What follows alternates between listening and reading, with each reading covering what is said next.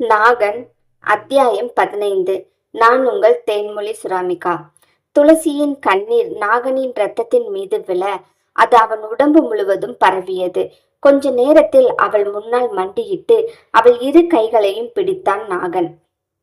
நான் உனக்கு அடிமை துளசி. தயவு செஞ்சு என் கண் முன்னாடி நீ அழுகாத. என்னால பார்க்க முடியல. ரொம்ப வலிக்குதுடி. உன்னை பார்த்த ஒரு நாளிலேயே இப்படி காதல் எனக்கு வருமானு சந்தேகம்தான். ஆனா எனக்கு வந்திருக்கு. உன்னை தவிர எனக்கு வேற யாருமே கண்ணுக்கு தெரியல. நாகனின் கண்களில் கண்ணீர். எனக்கு நீ மட்டும் போதும். அழுகிறான், மனதார அழுகிறான். தன் அம்மாவுக்காக அழாத மனிதன் துளசிக்காக அழுகிறான். எனக்கு அடிபட்டதெல்லாம் சகஜம் துளசி. அதுக்காக நீ அழாத. என்னோட மனசு தாங்க மாட்டேங்குது. என்ன நீ கல்யாணம் பண்ணிக்கிறியா? நீ என்ன முடிவு எடுத்தாலும் ஓகே. இங்க இருக்கணும்னா இங்கேயே இருப்போம். இல்ல தேனிக்கு போகணும்னா தேனிக்கு போவோம். இல்ல எங்க ஊருக்கு வர்றேன்னா அங்க போவோம். உன்னை ராணி மாதிரி நான் வச்சு பாதுகாப்பேன். என்னை நம்பு துளசி. என்னோட காதல் உண்மையானது. எந்த கருணாக தூண்டுதலும் இல்லாமல் அவன் வாயிலிருந்து வந்த வார்த்தைகள் அத்தனையும் உண்மை. அவள் அதை ரசித்தாள். அவளுக்கும் அவன் தேவை என்று மனம் சொல்லிக்கொண்டே இருக்க அவளால் பதில் பேச முடியவில்லை. வெட்கம் தடுத்தது. தலை குனிந்து நின்று கொண்டிருந்தாள். நாகன் எழுந்து அவள் தலையை நிமிர்த்தி, நீ என்னை கல்யாணம் பண்ணிக்கிறியா? நான் உண்மையாவே கேட்கிறேன். நாளைக்கு உன் தாத்தா கிட்ட பொண்ணு கேட்கட்டா? துளசி சிரித்தாள். முதல்ல அடிப்பட்ட கைக்கு மருந்து போடுங்க. சொல்லிக்கொண்டே அவன் வீட்டிற்குள் இருக்கும் மருந்தை எடுத்து கொண்டு வந்து அவனின் கைகளில் போட்டு விட்டாள். ரொம்ப வலிக்குதா? எனக்கு இது வலி இல்லடி. நான் கேட்ட கேள்விக்கு நீ இன்னும் பதில் சொல்லல. அதான் வலிக்குது. கல்யாணம் என்பது நீங்களும் நானும் சேர்ந்து முடிவெடுக்கிற முடிவில்லை. சரி, தாத்தா கிட்ட வந்து நானே கேட்கிறேன். சிரித்தாள் துளசி. நான் அப்படி சொல்ல வரல. நீங்க என்ன கல்யாணம் பண்ணணும்னா வாசிகராஜன் சாமியை நீங்க பார்க்கணும். அந்த சாமிக்கு நீங்க பால் ஊற்றணும். சக்தி தேவியும் வாசிகராஜன் சாமியையும் சேர்த்து நம்மள ஆசீர்வாதம் பண்ணணும். அந்த நேரத்துல எனக்கு நீங்க வேணும்னு தோணுச்சுன்னா கட்டாயம் நான் உங்களை கல்யாணம் பண்ணிக்குவேன். ஏன்னா எனக்கு உங்களை ரொம்ப பிடிச்சிருக்கு. ஆனா எங்க சாமி கிட்ட சம்மதம் இல்லாம நான் உங்களை கல்யாணம் பண்ண முடியாது. அவள் கையிலிருந்து தன் கையை பிரித்து எடுத்து திரும்பி உட்கார்ந்தான். உனக்கு நான் முக்கியமா இல்ல வாசிகராஜன் முக்கியமா? நான் தான் உன்னை கல்யாணம் பண்ணி வாழ போறேன். ஆனா நீ வாசிகராஜன் பத்தி பேசிட்டு இருக்க.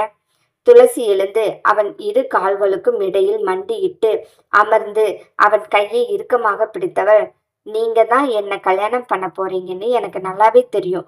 ஆனா நம்ம 2 பேரும் சந்தோஷமா வாழணும்னா வாசிகராஜன் சக்தி தேவியும் சேர்ந்து ஆசீர்வாதம் பண்ணணும். அப்பதான் நம்ம கல்யாணம் பண்ணணும்னா நல்லா இருப்போம். அதுதான் எனக்கு உங்களை பிடிச்சிருக்குன்னு சொல்றேன். சரி, இப்ப நான் என்ன பண்ணணும்? அதே கோபத்துடன் கேட்டான் நாகன். நாளைக்கு காலையில இந்த ஊரை விட்டு போறோமோ இல்லையோ நீங்க வாசிகராஜன் கோயிலுக்கு என் கூட வரணும். அது மட்டும் செஞ்சா போதும். சொன்னா புரிஞ்சுக்கோ துளசி. என்னால அங்க வர முடியாது. என்னால உள்ள போக முடியாது. சக்தி தேவை என்னை உள்ள விட மாட்டாங்க. என்னோட கையை இறுக்கமாக பிடிச்சுக்கோங்க. எப்படி அந்த சக்தி தேவி உள்ள விடாம இருக்காங்கன்னு நானும் பார்க்கிறேன். எதுக்காக நீங்க இப்படி சொல்றீங்க? சக்தி தேவி உள்ள விட மாட்டாங்கன்னு? நான் சென்னையில் இருக்கும்போது பல்லாவரத்தில் வேலைக்காக நாகராஜா கோயில் இடிச்சிருக்கேன். அங்க சக்தி தேவி இருக்கிறதா பேரு. அதனால என்னை உள்ள விட மாட்டாங்க இங்க. நீங்க கவர்மெண்ட் ஆபீசர். கவர்மெண்ட் என்ன சொல்லுதோ அதைத்தான் நீங்க கேட்க முடியும். சக்தி தேவிக்கும் சில விஷயங்கள் புரியும். நீங்க உண்மையானவரா இருந்தீங்கன்னா கன்ஃபார்மா சக்தி தேவி உங்களை எதுவும் சொல்ல மாட்டாங்க. நீங்க கவலைப்படாம என் கூட வந்தா போதும். வருவீங்க தானே?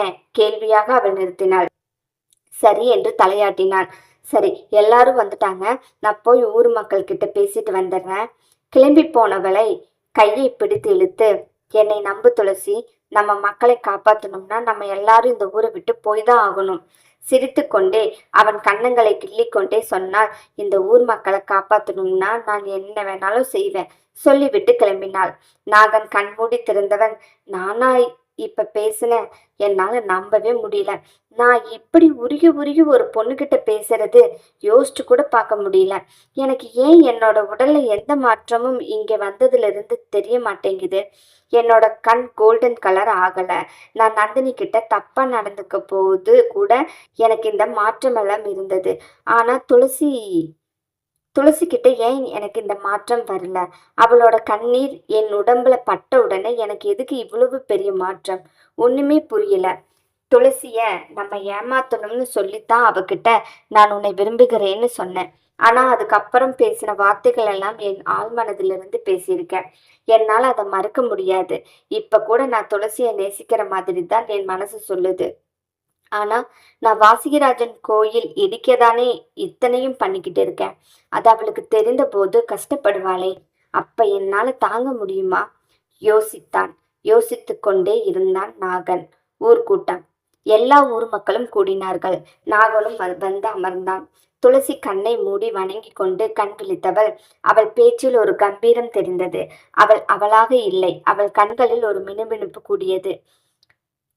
நான் என்னை நம்புவதை விட நாகன் சாரை அதிகமா நம்புறேன். நம்ம இந்த பிரச்சனையிலிருந்து காப்பாற்ற ஒரே ஆள் நாகன் சார் தான். அதனால அவர் என்ன சொல்றாரோ அதை செய்ய நான் தயாரா இருக்கிறேன். உட்கார்ந்திருந்த நாகன் எழுந்து நின்றான். அவனின் மனம் வாடியது. தப்பா சொல்லிட்டியே துளசி. அவனை அறியாமலேயே வார்த்தைகள் மெலிதாக வெளியில் வந்தது. நாளைக்கு நம்ம இந்த ஊரை விட்டு போறோமா இல்லையான்னு எனக்கு தெரியாது. அது வாசிகராஜன் எடுக்க வேண்டிய முடிவு. நாளைக்கு காலையில வரைக்கும் நமக்கு ஏதாவது யார் மூலமாவது தகவல் அனுப்புறாரான்னு பார்ப்போம். இல்லைன்னா நம்ம நாகன் சாரையே வாசிகராஜனா நினைத்து அவர் பின்னால் செல்வதுதான் நல்லதுன்னு தோணுது. எல்லோரும் சரி என்று தலையாட்ட விட்டு அவரை வீட்டிற்கு செல்ல நாகன் தலை குனிந்து துளசியின் அருகே நின்றான். வாங்க வாசிகராஜா. யார்கிட்டயும் தலை குனிஞ்சு நிக்க மாட்டான். எங்க வாசிகராஜன் யார்கிட்டயும் தலை குனிஞ்சு நிக்க மாட்டாரு. நான் உங்களை சாமியா நினைக்கிறேன். நீங்க என்கிட்ட தலை குனிந்து நிக்கிறீங்க. தலை நிமிர்ந்து நில்லுங்க சார் என்று அவன் கையில் அடிக்க அவன் தலையை நிமிர்த்தி அவளை பார்க்கும்போது அவன் கண்களில் இருந்து கண்ணீர். அவள் அதை துடைப்பதற்காக கையை கொண்டு போக அவள் கைகளில் அந்த கண்ணீர் பட்டதும் அவள் கை சுட்டெரித்தது. ஆஹா என்று பதறிப்போய் கைகளை எடுத்தாள். என்னாச்சு துளசி? கேட்டுக்கொண்டே அவசரமாக அவள் கைகளை எடுத்து தன் கைக்குள் வைத்து கொண்டான். உங்க கண்ணீர் என் கையில பட்ட உடனே என் கை எரியுது. அது ஏன் சார்? அவள் ஆச்சரியமாக கேட்டாள். நாகன் சிரித்து கொண்டே வேற ஒன்றும் இல்லை, வேற ஒன்றும் இல்லை துளசி. நீ ஒரு துளசி. நீ வாசிகராஜனை அதிகமா நெருங்கிட்டு இருக்க. அதான் என்ன ரொம்ப நெருங்காத, உன்னை சுட்டுருவேன்னு சொல்லி மறைமுகமா சொல்றாரு. சொல்லிக்கொண்டே சிரித்தான். அவளுக்கும் சிரிப்பு வரவில்லை. இதில் ஏதோ வாசிகராஜன் என்னிடம் சொல்கிறான். அது என்ன என்று தெரியவில்லையே என்று யோசித்தாள். அவளை யோசிக்க விடாமல் அவள் கைகளில் ஒரு முத்தத்தை கொடுத்தவன் இப்ப எரிச்சல் நின்னுடுச்சா கேட்டுக்கொண்டே மறுபடியும் ஒரு முத்தம் கொடுத்தான். அந்த ஒற்றை முத்தத்திற்கே அவளுடைய நரம்புகள் அனைத்தும் தாண்டவம் ஆடியது. ஏதோ ஒரு உணர்வு அவளை ஆட்கொண்டது போல் உணர்ந்தாள். கைகள் சிலிர்த்தது, கால்கள் நடுங்கியது. கஷ்டப்பட்டு வார்த்தைகள் தந்தி அடித்துக்கொண்டு வெளியே வந்தது. எதுவா இருந்தாலும் வாசிகராஜன் சம்மதத்துக்கு அப்புறம்தான் இதெல்லாம் நடக்கணும். என்கிட்ட அட்வான்டேஜ் எடுத்துக்காதீங்க இனிமேல் ப்ளீஸ், எனக்காக. நாகன் அவள் கையை விட்டுக்கொண்டு வீட்டிற்கு சென்று விட்டான். துளசிக்கும் ஒரு மாதிரியாக இருந்தது. எதுவாக இருந்தாலும் காலை பார்த்து கொள்ளலாம் என்று அவளும் வீட்டிற்கு சென்றாள். நந்தினி மணிகண்டன். நந்தினி நடந்து வீட்டிற்கு செல்லும் வழியில் மணிகண்டன் அவள் பின்னாலேயே தொடர்ந்து கொண்டு போனான். என்ன சார், எத்தனை நாள் இந்த பாதுகாப்பு எனக்கு தருவீங்க? கருணாக என்னை கொல்லணும்னு தீர்மானிச்சுன்னா எப்ப வேணாலும் அது செய்யும். என்னை தேடி அதுக்கப்புறம் வரவே இல்லை. நீங்க தான் பயப்படுறீங்க. நான் என்னை பார்த்துக்குவேன் சார், நீங்க கவலைப்படாதீங்க. நந்தினி, நீ சொல்லுவ நாளைக்கு உனக்கு ஏதாவது ஆச்சுன்னா நானும் கூடவே சேர்ந்து செத்து போயிடுவேன். என்னால உன்னை தூக்கி வாரி கொடுத்துட்டு உயிரோட இந்த நாட்டுல இருக்க முடியாது. நந்தினிக்கு ஆபத்து வருமா? மணிகண்டன் அதை தடுப்பானா? பார்ப்போம். நான் உங்கள் தேன்மொழி சுராமிகா. உங்களுக்கு இந்த கதை ரொம்ப பிடிச்சதுன்னு சொன்னால் சப்ஸ்கிரைப் பண்ணி வச்சுக்கோங்க. பெல் ஐக்கானை தட்டி வச்சுக்கோங்க. டெய்லியும் மாலை 6 மணிக்கு இது அப்லோட் ஆயிரும். லைக் பண்ணிக்கோங்க, ஷேர் பண்ணுங்கள், கமெண்ட் செக்ஷனில் கமெண்ட் போட்டுருங்க. அட்லீஸ்ட் ஹார்ட்டாவது கொடுங்க. நீங்கள் அந்த கருத்து எழுதும்போது தான் எங்களோட அடுத்த கதை இன்னும் தெளிவாக வரும். நன்றி, வணக்கம். நாகன் அத்தியாயம் 16. நான் உங்கள் தேன்மொழி சுராமிகா. மக்களை, இந்த கதையில லாஜிக்கெல்லாம் பார்க்காதீங்க. இது ஜஸ்ட் ஒரு கதை, எங்களோட கற்பனை கதை மட்டுமே அப்படின்னு நினைச்சு மட்டும் படிங்க. மச்சான், காலையிலேயே என் கூட பேசாம போயிட்ட, இப்பவும் என் கூட பேச மாட்டையா? சொல்லிக்கொண்டே மாரியின் அருகே சென்றாள் வள்ளி. போடி, பேச மாட்டேன் உன் கூட. கடைசியில நீ நினைச்சதை சாதிச்சிட்ட. நாளைக்கு நம்ம எல்லாரும் இந்த ஊரை விட்டு போறோம். நான் பிறந்து வளர்ந்த ஊருடி இது. இதை விட்டு நான் வெளியே போகும்போது எவ்வளவு கஷ்டப்படுவேன்னு உனக்கு தெரியுமா? உனக்கு என்ன, நீ நல்லா இருந்தா போதும். வள்ளி அவன் அருகே வந்து அவன் கைகளை இறுக்கமாக பிடித்தவள், உண்மையாவே நீ என்ன அப்படித்தான் நினைக்கிறியா மச்சான்? அவன் இல்லை என்று தலையாட்டினான். அப்புறம் எதுக்கு மச்சான் அவ்வளவு பெரிய வார்த்தை சொல்லிட்ட? கஷ்டமா இருக்குது வள்ளி. இந்த ஊரை விட்டு போக எனக்கு பிடிக்கல வள்ளி. ஏதோ என் உயிர் என்கிட்ட இருந்து போற மாதிரி இருக்கு வள்ளி. எனக்கு நீயும் வேணும், இந்த ஊரும் வேணும். சொல்லிக்கொண்டே அவளை இறுக்கமாக கட்டி அணைத்தான். அவள் கழுத்தில் ஒரு முத்தம் கொடுத்தான். சரி விடு மச்சான், நீ இவ்வளோ கஷ்டப்பட்டு என் கூட வர வேண்டாம். எனக்கு ஒரு மனசுல யோசனை இருந்தது. ஒருவேளை இங்கு இருக்கிறதால தான், இந்த ஊர் சாபத்தால தான் எனக்கு வயிற்றுல ஒரு புள்ளப்பூச்சி கூட இல்லை அப்படின்னு தோணுச்சு மச்சான். நந்தினியை நல்லபடியா பயமே இல்லாத ஊர்ல கல்யாணம் பண்ணி கொடுக்கணும்னு நினைச்சேன். அதுக்கு நம்ம தேனிக்கு போனாதான் நல்லதுன்னு எனக்கு மனசுல பட்டுச்சு. உனக்கு பிடிக்கலன்னா நம்ம போக வேண்டாம் மச்சான். என்னாலையும் நீ இல்லாம வாழ முடியாது மச்சான், கண்ணீருடன் சொன்னவள் அவனை இறுக்கமாக அணைத்து கொண்டாள். சரி விடு, நமக்கு நாளைக்கு போயிடுவோம். அதான் துளசி அம்மாவே சொல்லிடுச்சுல்ல. அதுக்கு மேல நம்ம இங்க இருந்து என்ன பண்ண போறோம்? ஒருவேளை நம்ம போன நேரம் உன் வயிற்றுல குழந்தை வந்துச்சுன்னா நல்லது தானே. முயற்சி செய்வது தப்பில்லையே. அழாத வள்ளி, எல்லார் மனதிலும் இங்கிருந்து போயிடலாம் தான் இருக்கு. நாளைக்கு லாரி வரும்போது நம்ம போயிடுவோம். அதுக்கு முன்னாடி இப்பமே எல்லா துணியும் துவைச்சு வை. வள்ளி அவனிடம் இருந்து நிமிர்ந்து பார்த்தவள், அப்பனா இன்னைக்கு ஒண்ணுமே இல்லையா? எனக்கு நீ வேணும் மச்சான் இன்னைக்கு, கண்ணீருடன் சொன்னாள். இன்னைக்கு மட்டும் இல்லடி, டெய்லி எனக்கு நீ வேணும். தங்கச்சி வந்து தூங்கிடட்டும், அப்புறம் பாத்துக்கலாம். நல்ல பிள்ளை நீ, படுக்க ஏற்பாடு பண்ணு. நந்தினி என் பின்னாடியே வந்துட்டு இருந்தா, அவளை காணல. நான் போய் பார்த்துட்டு வரேன். மச்சான், கொஞ்ச நேரம் இருந்துட்டு போ மச்சான். சொல்லிக்கொண்டே அவனை இன்னும் இறுக்கமாக அணைத்து கொண்டாள். நந்தினி மணிகண்டனை பார்க்க மணிகண்டன் நந்தினியை பார்த்தான். சார், நீங்க என்ன காதலிக்கிறீங்களா? பட்டென்று நந்தினி கேட்டுவிட மணிகண்டன் அதிர்ந்து நின்றான். இப்ப நான் காதலிக்கிறேன்னு சொன்னா நீ போய் உங்க அண்ணன் கிட்ட சொல்லி கொடுத்து மாமாவை என் பக்கத்துல திருப்பி விடுவது தானே? மாமா என்னை வந்து அடிக்கணும், அதை நீ பார்க்கணும், அப்படித்தானே நந்தினி? அப்படியெல்லாம் ஒண்ணும் இல்லை சார். உங்ககிட்ட தெளிவா பேசணும், அதுக்காக தான் சொல்றேன். நீங்க என்ன காதலிக்கிறதா இருந்தா தயவு செஞ்சு அந்த எண்ணத்தை இங்கேயே இப்பமே விட்டுருங்க. ஏனென்றால் எங்க அண்ணனை பத்தி உங்களுக்கு நல்லாவே தெரியும். உங்களை கொன்னே போடுவாரு. அது மட்டும் இல்லாம நீங்க நல்லா படிச்சு ஆபீசர் உத்தியோகத்துல இருக்கீங்க. நான் படிக்காத பொண்ணு. எனக்கு என்ன தோணுதோ அதுதான் நான் செய்வேன். அது எல்லா இடத்துலயும் சரிப்பட்டு வராது. என்னை ஏன் கல்யாணம் பண்ணணும்னு நீங்க ஒரு நாள் என்ன கல்யாணம் பண்ணனா ஒரு நாள் நீங்க கஷ்டப்படுவீங்க. அந்த கஷ்டத்தை நான் உங்களுக்கு தர விரும்பல. நந்தினி இதை சொல்லி முடிப்பதற்குள் மணிகண்டன் அவளை இழுத்து அணைத்து பிடித்து அவள் இதழில் ஆழ்ந்த முத்தத்தை கொடுத்தான். அவர்கள் இருவரும் இடையில் மூச்சு கூட இடையில் போகாதவாறு பார்த்து கொண்டார்கள். அவள் மூச்சு முட்டும் வரை அவளுக்கு தன் உமிழ் நீரை வழங்கினான். நந்தினி அவன் கொடுத்த முத்தத்தில் மயங்கி கண்களை மூடி அவளும் இணைந்து கொடுக்க, என்ன நாக நந்தினி, இதுக்காகத்தானே ஆசைப்பட்டாய்? நடந்து விட்டது. இப்பவாவது என்னிடம் வருவாயா நகம்மா? கேட்டுக்கொண்டே இருக்க அவளுக்கு முத்த உணர்வு தளர்ந்தது போல் இருந்தது. மணிகண்டன் முத்தம் கொடுத்து கொண்டே கண்ணை திறந்து பார்க்க என்ற சத்தத்தில் கருணாக பாம்பு ஒன்று நின்றிருந்தது. மணிகண்டன் அவள் உதட்டை விட்டுவிட்டு அவள் மயங்கி சரிந்து விழப்போனவளை இறுக்கமாக பிடித்து கொண்டவன் கருணாகத்தை பார்த்து பயந்தான். கைகள் நடுங்கியது. நந்தினியை இறுக்கமாக கட்டி அணைத்தபடியே அவளை மேலே தூக்கி கருணாகம் கொத்துவதற்கு முன்னாலே தன் உடம்பை காட்டினான்.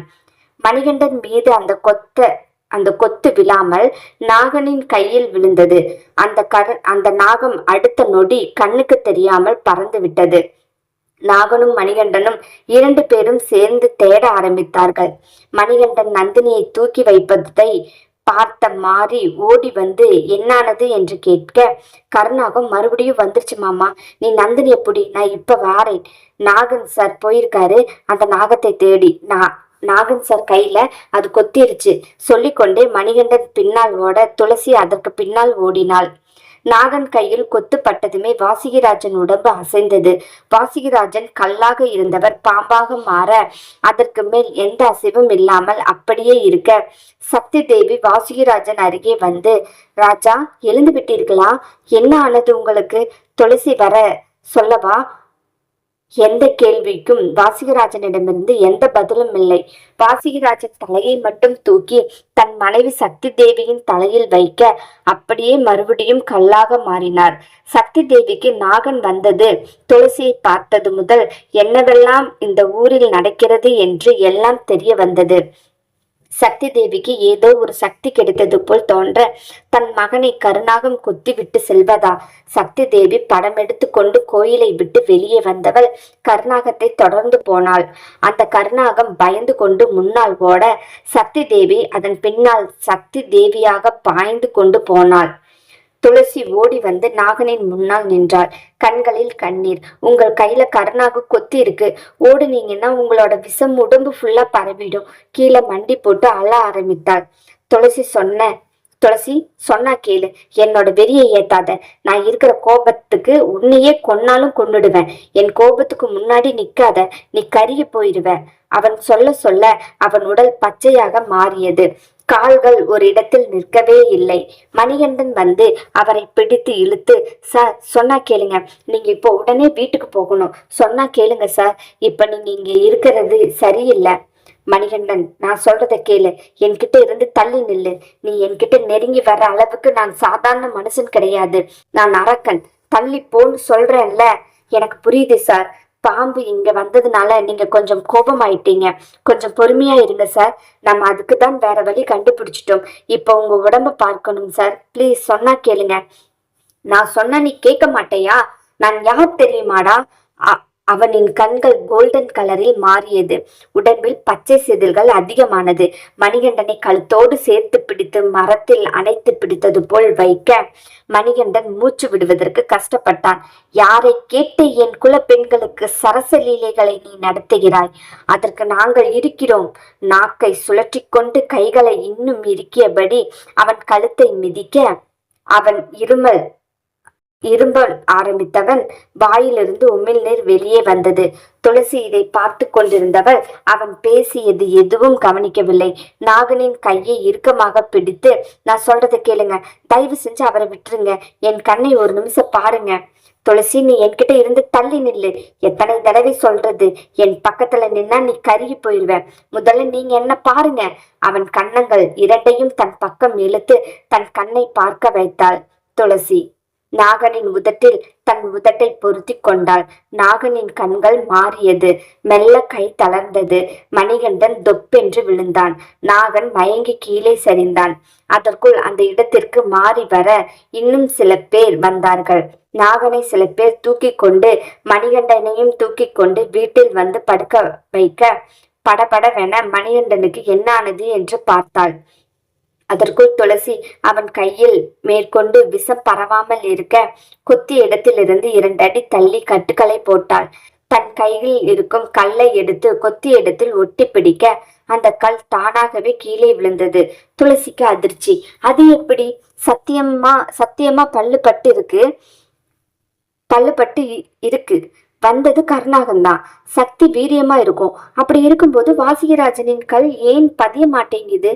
விஷம் இருந்தால் இந்த கல் பதிந்து கொஞ்ச நேரம் கழித்துதான் கீழே விழும்.